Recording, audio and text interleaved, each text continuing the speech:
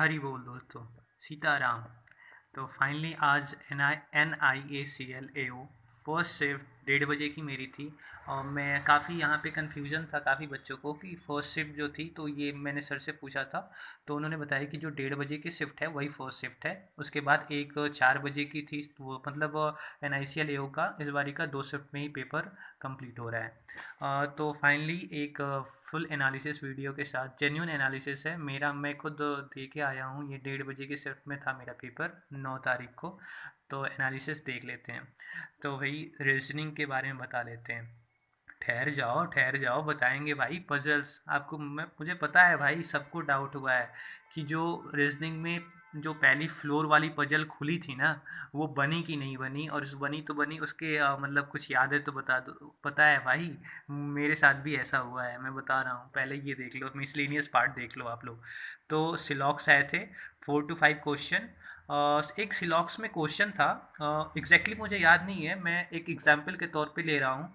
आपको कंक्लूजन याद आएगा शायद में भी, तो बताना। जैसे मान लो कि मैंने ये क्वेश्चन नहीं है, मैं एक एग्जांपल लिया हूँ। जैसे मान लो कि some A is B and some B is C. तो एक उसमें मैं उस एग्जांपल के तौर पे बता रहा हूँ कि उसमें एक कंक्लूजन था कि no A is C is a possibility. तो मैंने इसको राइट किया है। उसमें कुछ ऐसा ही था, लेकिन ये ए और सी मतलब ऐसा कुछ नहीं था, लेकिन ऐसा ही कुछ था कि no A is C is a possibility. तो मैंने राइट करा है। मुझे जहाँ तक याद आ रहा था कि मैंने मॉक टेस्ट में ही ऐसे करा था, तो ये सही था, क्योंकि पॉसिबिलिटी है, हाँ भी हो सकता है, नहीं भी हो सकता है। तो मैंने इसका सेकंड पे था ये। तो ओनली सेकंड फॉलो, फर्स्ट वाला नहीं फॉलो हो रहा था उस क्वेश्चन में। तो ये था एक एक ये मुझे आपसे पूछना था कि आप लोग बताना आपने इसका आंसर क्या करा है, ठीक है। अब आते हैं इनक्वालिटी पे। इसके भी 4 to 5 क्वेश्चन थे, ठीक ठाक थे, अच्छे थे, हो जा रहे थे।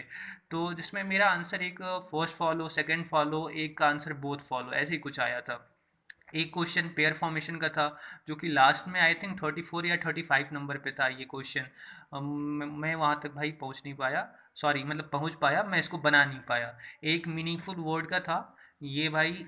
तो भाई मैं मतलब ये मैं अटेम्प्ट नहीं करता हूँ, क्योंकि ये ज़्यादातर गलत ही हो जाते हैं। फिर डायरेक्शन डिस्टेंस था।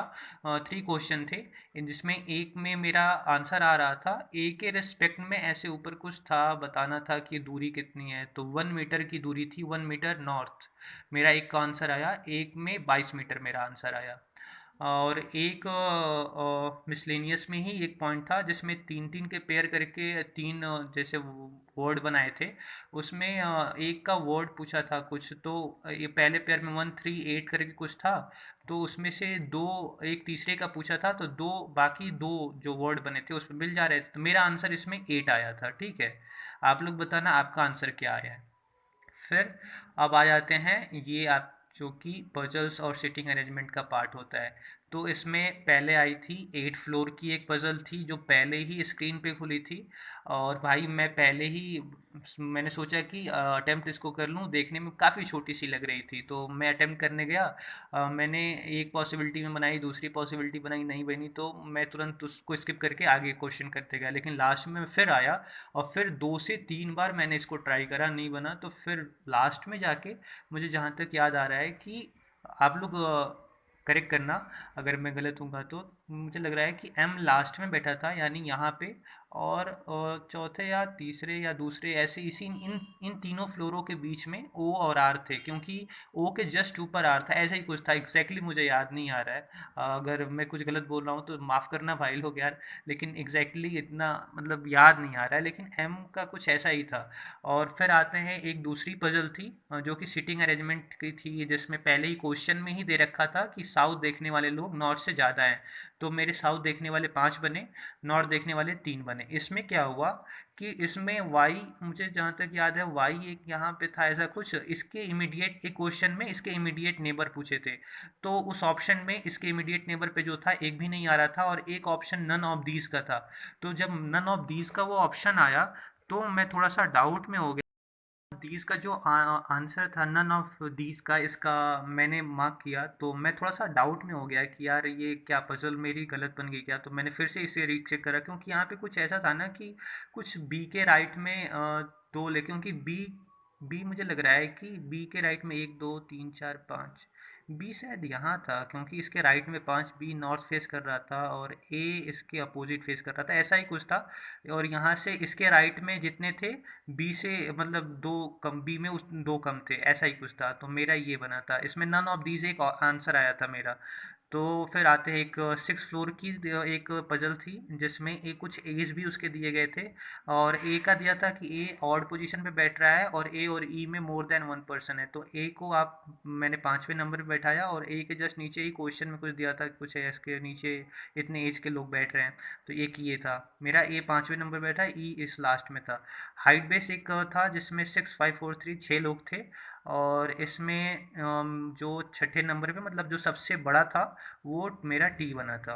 और एक क्वेश्चन भी था कि टी से कितने लोग छोटे हैं, तो उसमें मोर देन 3 एक ऑप्शन था, वो सही है, ठीक है। तो ये ओवरऑल रीजनिंग का टोटल अटेम्प्ट है, जो कि अच्छा है। और मेरे रीजनिंग में टोटल अटेम्प्ट हुए हैं 33। दो क्वेश्चन छूटे हैं, एक मीनिंगफुल वर्ड वाला और एक वो पेयरिंग वाला।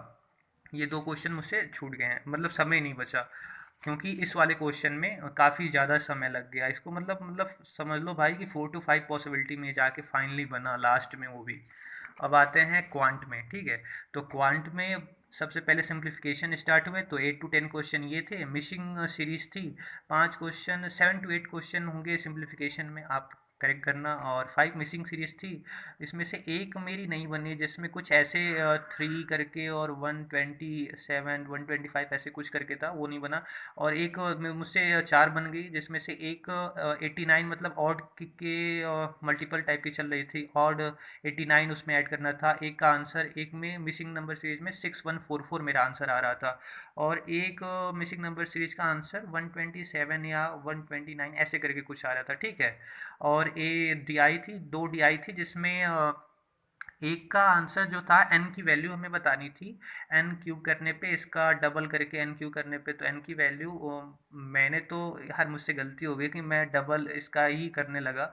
तो मेरा तो 3 आया, लेकिन बाद में बगल में एक भाई बैठे थे, तो उन्होंने बताया कि नहीं भाई यार इसको करना है, तो एन की वैल्यू उन्होंने 6 बताई और ये सही है। अर्थमेटिक के 10 to 12 क्वेश्चन थे, जिसमें एक एवरेज का क्वेश्चन था, एवरेज में 88 आंसर आया था मेरा। और एज बेस का क्वेश्चन था, और भी कुछ क्वेश्चन थे, उतने अब याद नहीं आ रहे हैं।